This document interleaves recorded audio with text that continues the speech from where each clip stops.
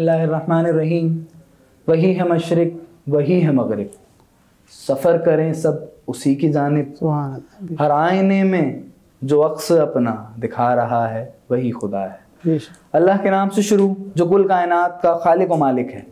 खलाइक आलमीन ने हर शय को एक नहायत ही मुनज़्ज़म अंदाज में तख्लीक किया और तख्लीक में उसकी शान कुदरत अंदाज में नज़र आती है। बिलाशुबा लाखों नहीं बल्कि अरबों खरबों ऐसी मखलूक़ात हैं जिनके बारे में आज बड़े बड़े साइंसदान उसके इल्म पर कोई हतमी राय नहीं दे सकते।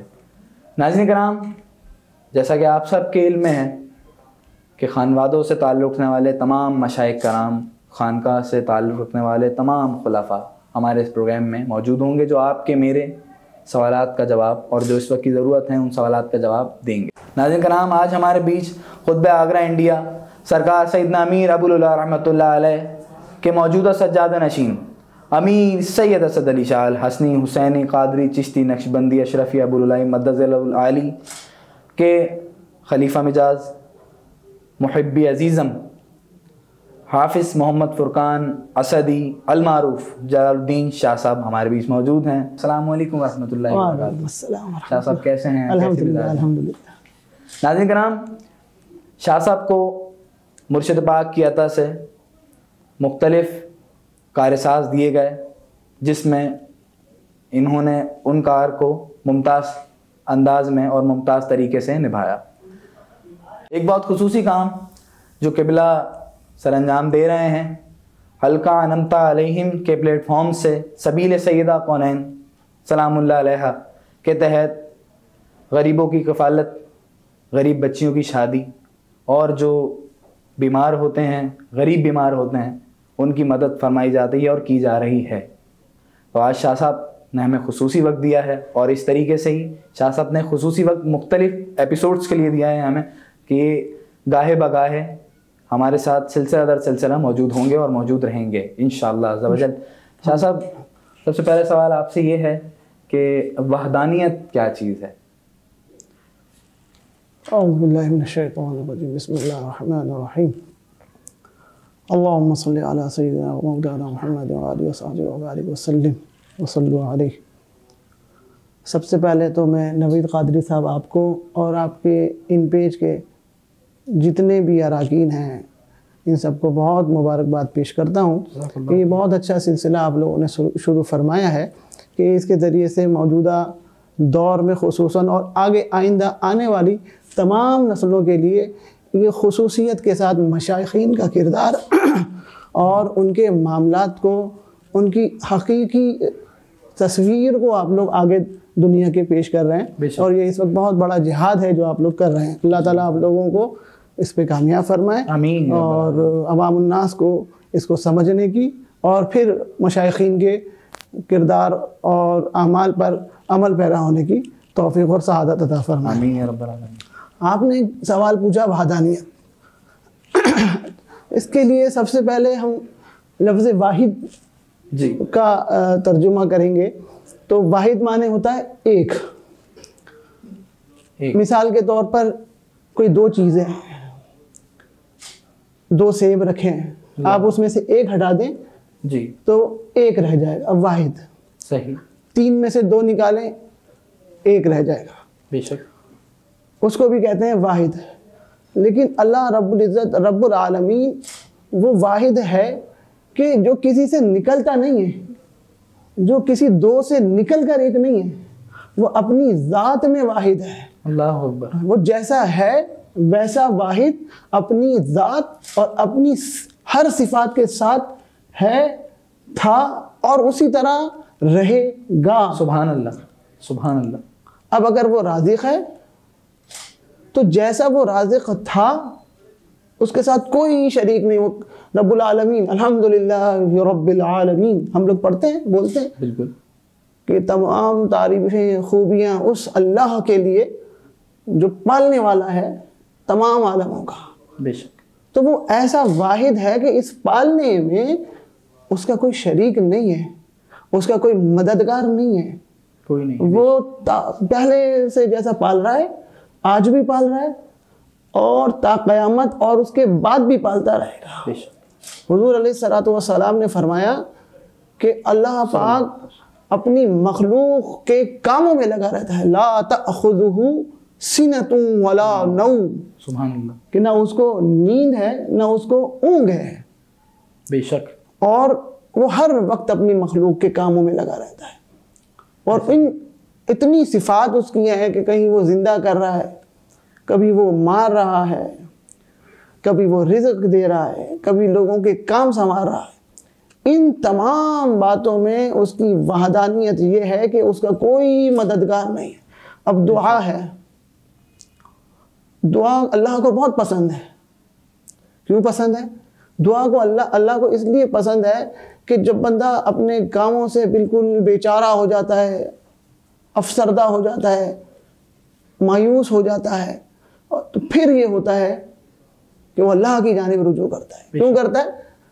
इसलिए करता है कि उसको पता है कि उस वहदहू ला शरीक के अलावा कोई मेरा कारसाज और मुसब्बिबुल असबाब नहीं है।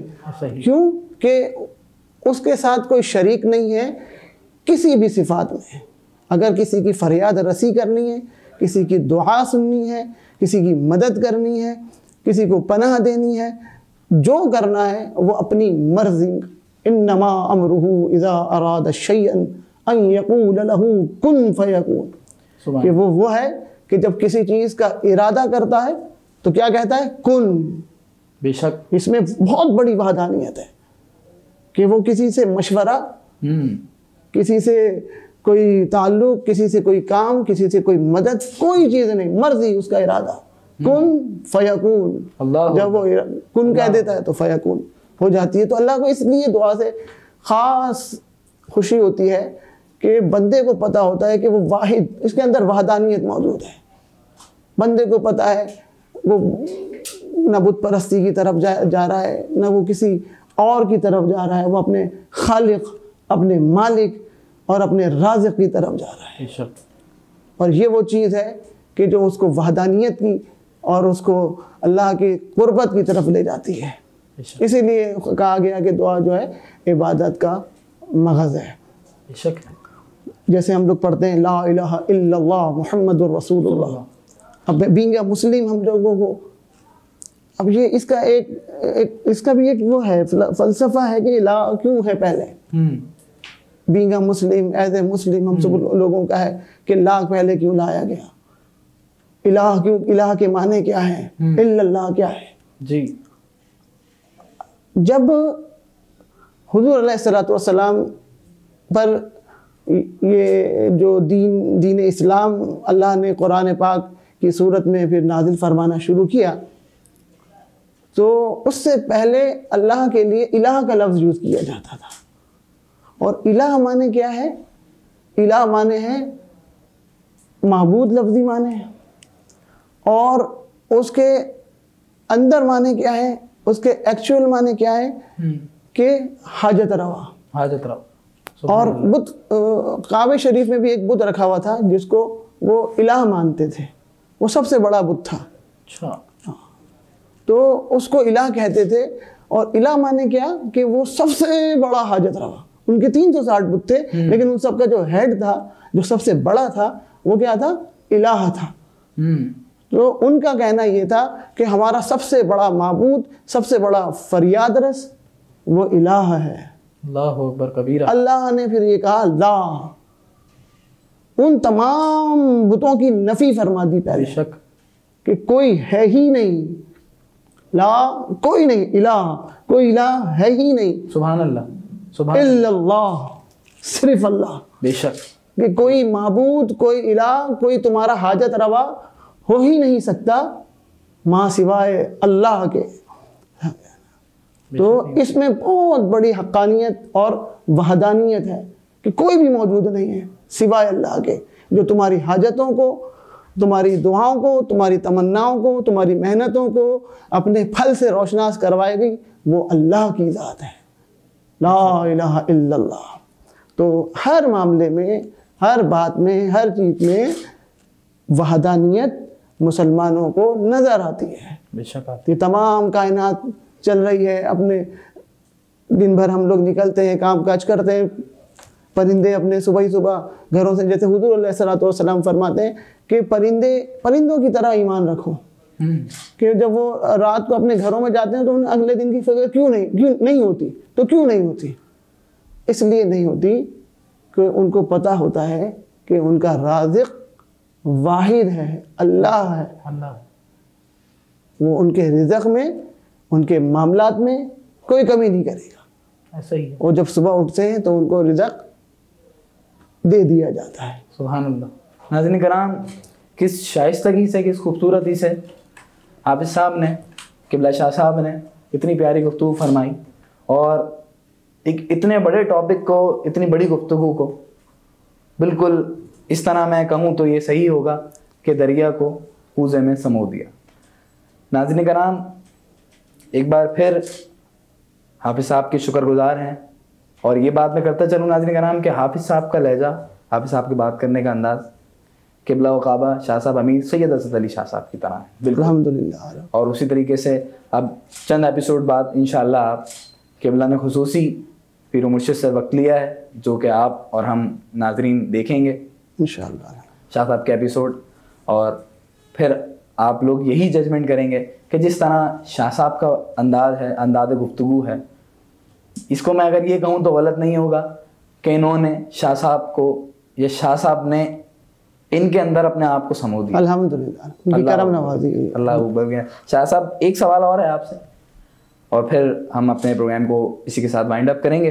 सवाल ये है कि मुसलमान किस तौर पर अल्लाह को एक माने और उसकी ज़ात की हकीकत का इदराक किस तरीके से करें?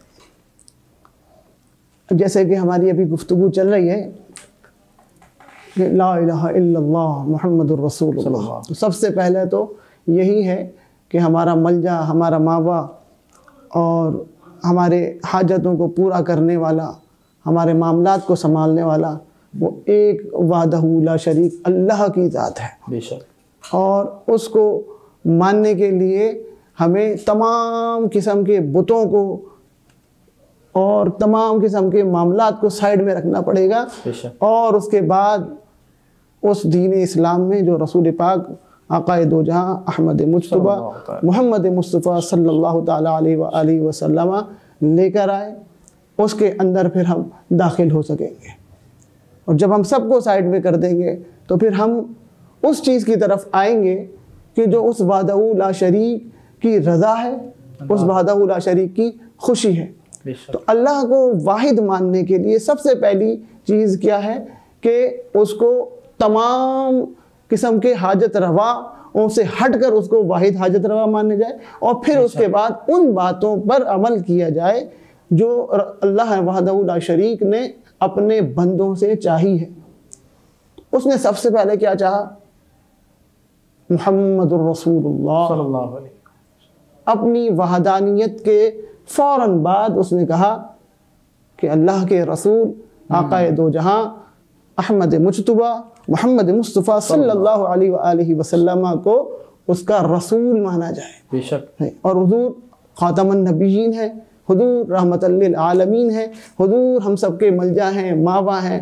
और हुजूर की शान वो है कि कुरान में एक जगह अल्लाह ने फरमाया कुल इन कुंतुम तुहिब्बूनल्लाह फत्तबिऊनी, कि फरमा दीजिए अगर तुम अल्लाह से मोहब्बत करते हो, अल्लाह से मोहब्बत का दावा करते हो तो मेरी इत्तिबा करो। अब बीइंग अ मुस्लिम, अल्लाह की वहदानियत मानना क्या है कि जो अल्लाह कहे उसको मानो और जिसे चाहे उसको चाहो। क्या खूबसूरत बात है। सबसे बुनियादी बात क्या है कि जो अल्लाह चाहे और जो अल्लाह कहे, जो अल्लाह हुक्म करे वो करो, और जिसे चाहे उसको चाहो। अब जो अल्लाह करे, अल्लाह कैसे करेगा? अल्लाह तो मखलूक के काम कर रहा है, लेकिन वो किस अंदाज में कर रहा है, उसका इजहार किस तरह होता है। वो बज़ाहिर तो, अब एक जगह उसने फरमाया कि मोमिन जो है जब कसरत से नवाफिल करता है काम तो वो हमारे करीब हो जाता है और हम भी उसका इजहार हो जाया करते हैं। वो हमसे देखता है वो हमसे बोलता है, वो हमसे चलता है, वो हम उसके हाथ हो जाते हैं, हम उसके पाँव हो जाते हैं, उसकी आंखें हो जाया करते हैं। ये अल्लाह का इजहार है। तो ये कैसे होता है कि नवाफिल का जब कोई बंदा मोमिन बहुत ज़्यादा ख्याल रखता है। अब नवाफिल है क्या?